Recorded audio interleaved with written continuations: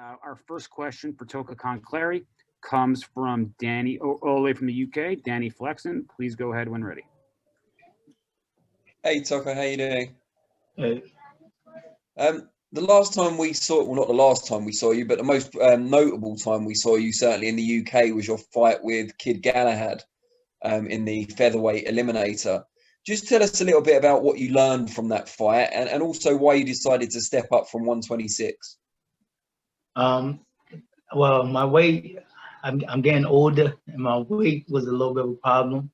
So I'm getting bigger, I'm getting stronger, and I'm getting older. And in that fight with Kid Galahad, you know, if you watch the fight, it was a slow-paced fight. You know, it was a good experience for me, good exposure.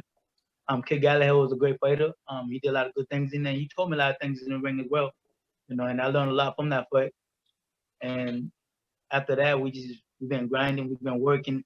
And I know I belong on that level after that fight. You know what I'm saying? After we fought Kid Galahad, you know, I wasn't outclassed. I wasn't like, it wasn't like he outpointed me so bad that I didn't belong. You know, I felt like I did some good things in that fight.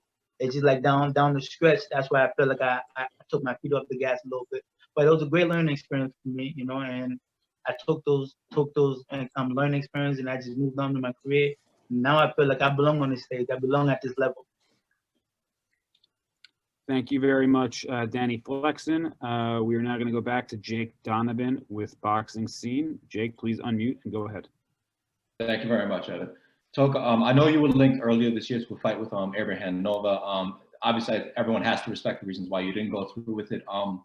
At the time, was there any fear that you wouldn't get another big opportunity in 2020, or were you always confident a fight like this would come along?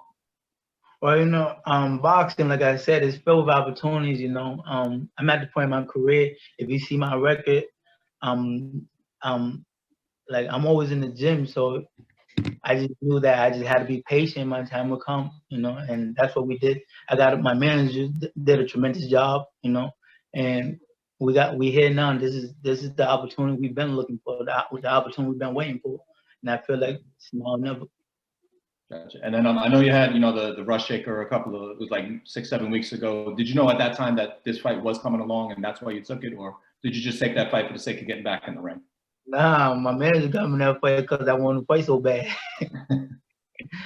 But now we didn't know that the fight with Shakur was going to come up. My manager just got us that fight just so, because before that fight we haven't fought for like 14 months. So my manager was like, we need to do something just so we could stay active, and it worked out in our favor. All right, very cool. Thanks so much, Toka. Best of luck this weekend. Thank you. Thank you very much, Jake. Now we go to Brooklyn, New York. Xavier Porter, please unmute and go ahead. Thank you, Evan. Toka, how you feeling today? Doing good. Thank you. Okay. With the win, if you're successful with the win against Shakur Stevenson, would this be the best, like, you know, the greatest fight for you in your career? The greatest victory in my career? I got a daughter. That's the greatest victory in my career, in my life. But this will be a big notch in my boxing career. You know, it will be a big plus in my boxing career. You know, so being an Olympian, an undefeated fighter at this level he will be huge in my career. So it will be a blessing, and it is something that we're all going out to do. Thank you very much, Xavier. Next, we go back to Toka is very popular in the United Kingdom. I guess he made quite an impression when he fought Kid Galahad. Jonathan Nagyoff. Jonathan, pro boxing fans, please unmute and go ahead when ready. Hey, Toka, how you doing? Good. Good. What do you make of Shakur Stevenson as a fighter? You know, he's been heavily highly touted as sort of the next big thing. What do you make of him, and what do you have to do to beat him on Saturday? Shakur is a very talented fighter. You know, when you watch him, you see that very smart in there. He got a great set of guys around him. Andre Ward, Terrence Crawford. You know, so he has been coming up very well around good people. He's highly talented, but I'm talented too. You know, I feel like the world haven't really seen me at my best yet, honestly, you know. And with his skills and my skills, I feel like he's gonna bring the best out of me on the 12th, and that's what I'm really more excited about, you know. but he's a talented fighter. You know, when you watch him, you see that. Thanks, Toka. Thank you. Thank you very much, John. Thank you very much, Jonathan. Let's see who else we got. We got people more in the queue here. J.R. Bell, we go back to you, sir. Please unmute and ask your question when ready.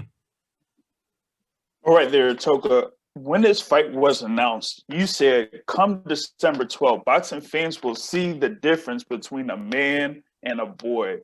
Could you go into that a little bit more as far as like your overall experience as a professional and as an amateur? And do you think that is basically what it means to have that difference in this fight coming up against Shakur Stevenson?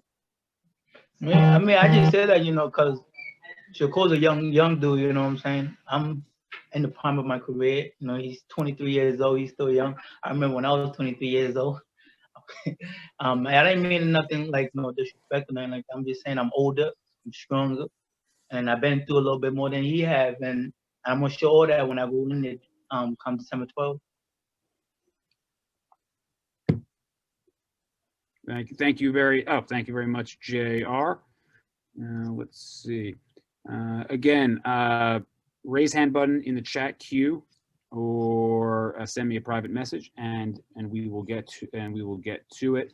You mentioned, Toka, that you fought. It was October 26th. You fought on a smaller show here back in your hometown of Providence, and you said that you didn't know that this opportunity was coming. But how beneficial it is for you now that you've had that fight, only 5-6 weeks apart, staying sharp and staying in the gym? How much of a benefit does that fight back on October 26th, I believe, help you as you prepared in camp for Shakur?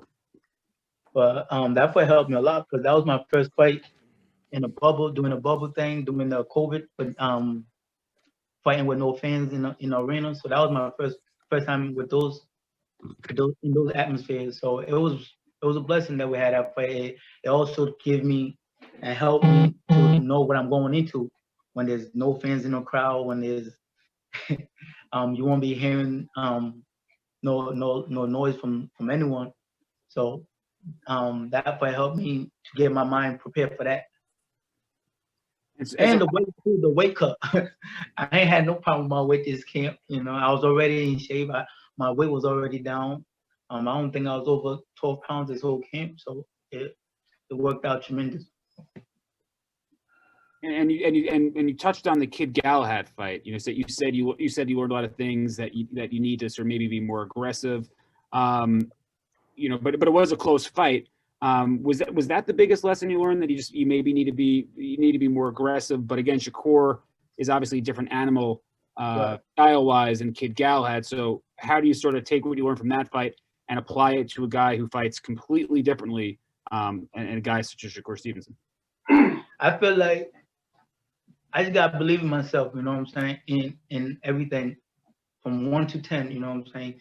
That was one of the biggest things I got from the Kid Galahad fight, believing in myself, because if you see, like, I felt like my body language wasn't at its best in that fight, and I feel like that was something that I was lacking. But other than that, you know, come the 12, I feel like everything gonna come together for me. And now we go to Joshua Brewer. Joshua, please unmute and ask your question when ready, sir. We got room for about 1 or 2 more with Toka. So Josh, go ahead when ready. Hello, Toka. Yeah, this is kind of along a similar vein. Like, how do you stay focused on what it is that you need to do when going up against someone like Shakur, where we know that the majority of people are going to be on his side and viewing him as that next big thing, and they're essentially probably looking past you? How do you stay focused on what it is that you're doing so that you can go in there and actually probably change the outcome for what people may think? Well, that make it easy on me, really. You know, that people think I'm just supposed to come in there, he's just supposed to watch me. So for me, I look at that like that's no stress on me. That's more stress on him. He got to worry about going out there and doing what this said. Me, I gotta go out there and do what I know. I know how to do what I do. And you know, I know I ain't no like I see online bum. I ain't no cherry pick. I know the type of fighter I am. I know what I've been through, you know. So with all the talks and what everybody feels like he is, he gotta go out there and prove it. I just gotta go out there and be me, be the best Toka Kahn Clary. Thank you very much. And I think at this point we will we let Toka. I know Toka's probably going to pack, get ready to go to Vegas. Long travel ahead of him. Toka, before you go, any final message you'd like to send to media, to your fans? As now we're only 4 days out from the fight of your career. I just want to tell everybody, December 12th. I want to thank the whole Top Range squad, the whole team. Thank you for the opportunity. I want to thank my team, my family, my state, everybody that support me. I'm blessed. I'm blessed to be in this position, and I am going to show up, and I am going to do my thing in December 12th. Thank you for having me. Thank you so much, Toka. We will see you in the bubble in Las Vegas tomorrow.